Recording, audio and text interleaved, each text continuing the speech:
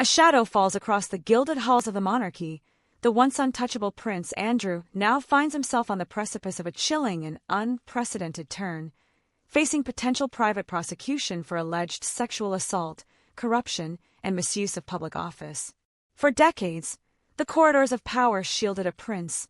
Today, the walls seem to creak under the weight of newly unearthed claims, leaked documents, and the haunting story of Virginia Giuffre, who asserts she was trafficked into his orbit and victimized while still a minor. The News +3 Sky News +3 Pakistan Today +3 The royals' image of stoic neutrality is fracturing as legal advisors and investigators quietly gather, even as the prince, stripped of titles and public duties, remains the subject of a reckoning that could reshape not just his legacy, but the very notion that any figure in the kingdom stands above the law. Prince Andrew, a royal once regarded as one of the most promising members of the British monarchy, a naval hero, a trade envoy, and the Duke of York. But today, his name is once again at the center of controversy, scandal, and a possible legal showdown that could shake not just the House of Windsor, but the very foundation of public trust in the British establishment. This is not just another headline. This is the story of how a man born into privilege, power, and protection might soon be standing before a court, not by state prosecution, but by the will of ordinary citizens demanding accountability. Visuals fade in slowly.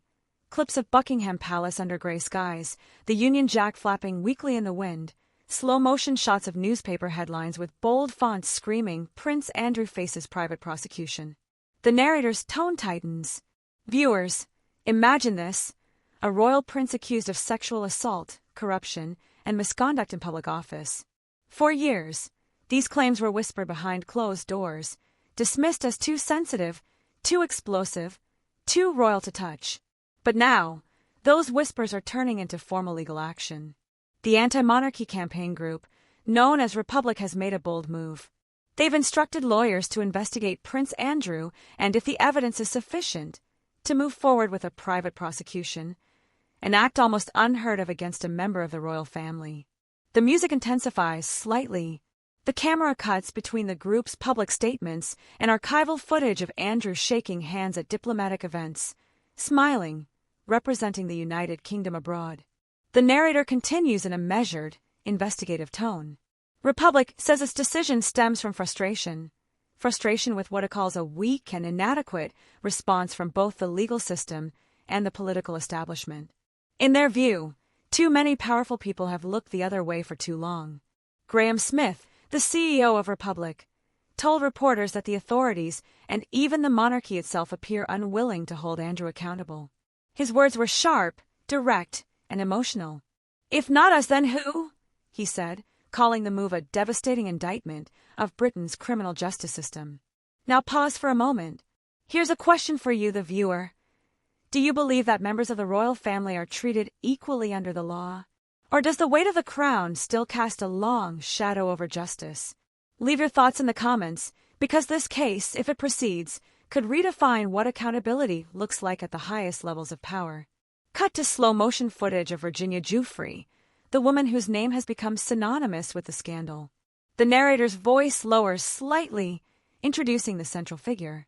Virginia Giuffre has long claimed that she was trafficked by the late financier Jeffrey Epstein and forced into sexual encounters with powerful men, one of whom, she alleges, was Prince Andrew. According to Giuffre, she was just 17 years old when the alleged assault took place. Andrew has consistently denied all allegations, insisting that he has no recollection of ever meeting her, despite the now famous photographs showing him with his arm around her waist, alongside Ghislaine Maxwell. The image appears on screen, blurred slightly for sensitivity, but recognizable. The camera pans in slowly as the narrator continues. For years, the story seemed to fade in and out of the public eye. But each time it re-emerged, it brought more questions than answers.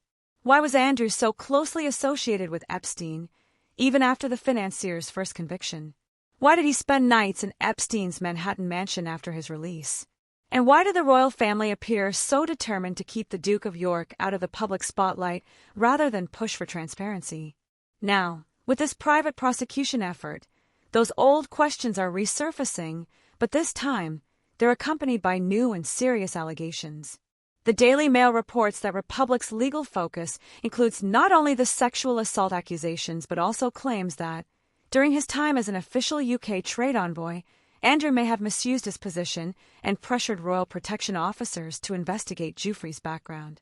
The alleged request was made in 2011, a decade after the original events, when the prince reportedly asked an officer to dig into whether Giuffre had a criminal record. Cut to archival footage of Andrew as a trade envoy, handshakes, speeches, ribbon cuttings. The tone becomes subtly analytical. If proven true, such behavior could amount to misconduct in public office, a serious offense in British law. It suggests not only personal indiscretion, but potential abuse of a role funded by taxpayers, entrusted with representing the United Kingdom abroad. For a monarchy already facing questions about its relevance and transparency, the implications are enormous. Viewers might recall that in 2022, following mounting pressure, Prince Andrew was stripped of his royal titles and military affiliations.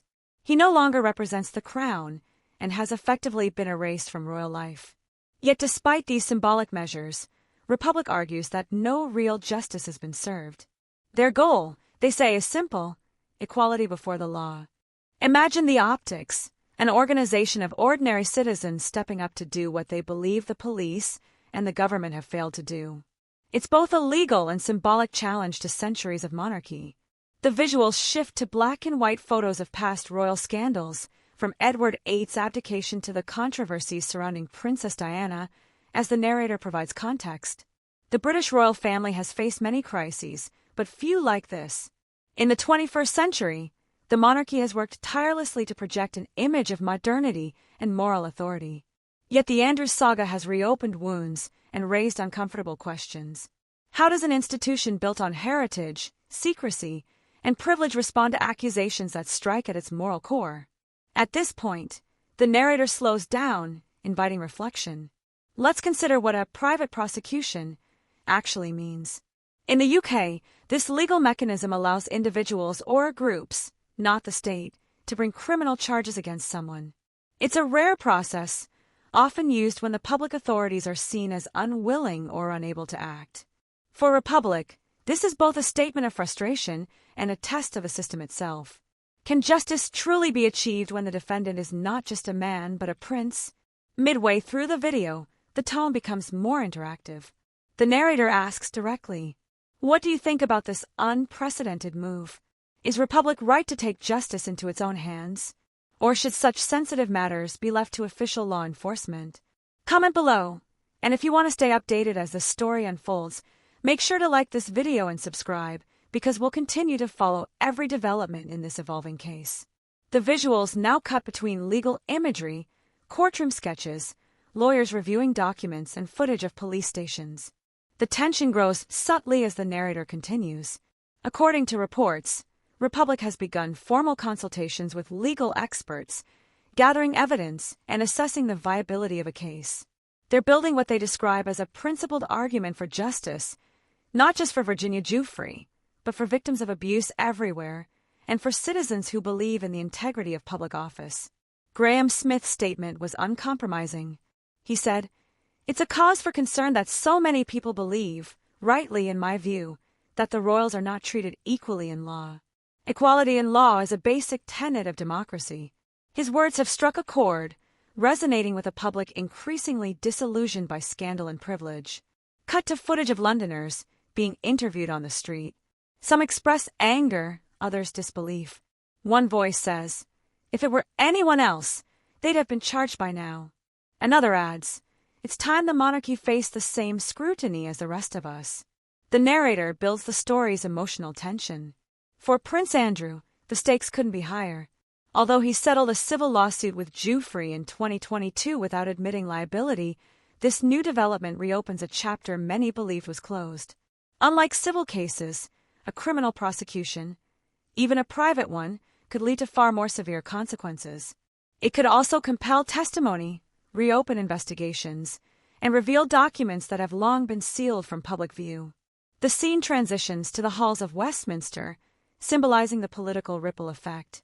Politicians, for their part, are treading carefully. Some have expressed quiet support for Republic's push, while others fear it could spark a constitutional storm. If a private prosecution against a royal were to proceed, it would test the independence of Britain's judiciary and could even raise questions about the limits of royal immunity. The narrator pauses, lowering the tone for dramatic effect. Because at the heart of the story lies a much deeper question: can justice truly exist in a system where some are born above the rest?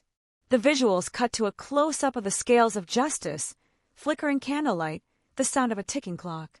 For many, this isn't just about one man or one scandal. It's about trust in the system, in the monarchy, and in the idea that no one, no matter how powerful, is untouchable. The British people have long balanced respect for tradition with a belief in fairness.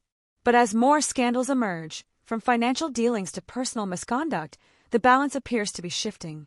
Experts say that even if Republic's prosecution doesn't succeed in court, the attempt itself could force unprecedented transparency.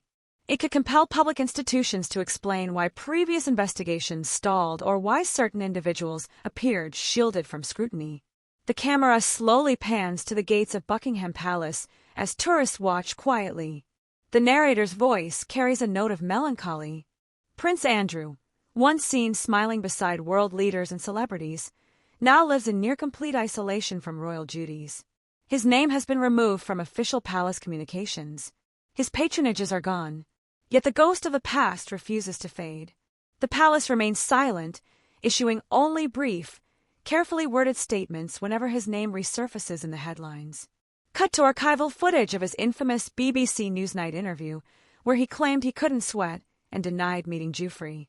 The moment plays briefly, followed by silence. That interview was supposed to clear his name. Instead, it became a symbol of denial, detachment, and royal arrogance. Public reaction was brutal. Within days, Andrew was forced to step back from all duties. The monarchy moved swiftly to contain the fallout, but the damage was already done. Now, years later, that same interview continues to haunt him, and perhaps the institution he represents. The narrator's tone grows reflective, as though connecting the personal with the political. For centuries, Britain's monarchy has survived wars, divorces, and scandals. It has reinvented itself repeatedly, each time emerging just polished enough to endure. But this moment feels different. In an era of transparency, social media, and rising public scrutiny, secrecy no longer protects, it only provokes. What happens if this private prosecution moves forward? Could we see a royal prince in court, answering charges like any other citizen? Could this be the moment when the idea of royal immunity finally collapses under public pressure? These are not just hypotheticals. Legal experts say that if Republic's lawyers can demonstrate credible evidence, the courts are legally obligated to consider it. And if the case proceeds, the implications would reach far beyond the Duke of York. They could redefine the legal boundaries of monarchy in a democratic society. The music builds softly in the background, steady, investigative, unresolved. As of now, Prince Andrew maintains his innocence. His representatives have declined to comment on the new developments, emphasizing that he has already resolved civil matters and continues to deny wrongdoing. But silence can be deafening, and the public's appetite for truth has only grown stronger. The narrator now lowers their voice, leading into the final act. Justice, some say, is blind. But is it truly blind when power and privilege intervene? When doors close, evidence disappears, and the accused carries a title that commands reverence. Perhaps the courage of a few, like those within Republic, is what it takes to test the very notion of equality under the law. As the video nears its end, the visuals fade through symbolic imagery. The palace, a courtroom gavel, the face of a crowd demanding justice. So what happens next? Lawyers will investigate. Evidence will be reviewed. And the British public, along with the world, will watch closely. Whether this case leads to a courtroom showdown or fades into yet another royal controversy, one thing is certain: the era of unquestioned deference to royalty is ending. Before the video closes, the narrator poses a final question, both somber and powerful. Do you believe the truth will ever come out, or will it be buried under centuries of silence and privilege? If you've watched this far, share your thoughts in the comments. What part of the story surprised you most? And do you think this marks a turning point for the monarchy? Don't forget to like this video and subscribe, because this is far from over. The camera fades to black. A final line appears on screen. The truth must prevail, and justice must be seen to be done. The music fades out. The story ends, unresolved but unforgettable.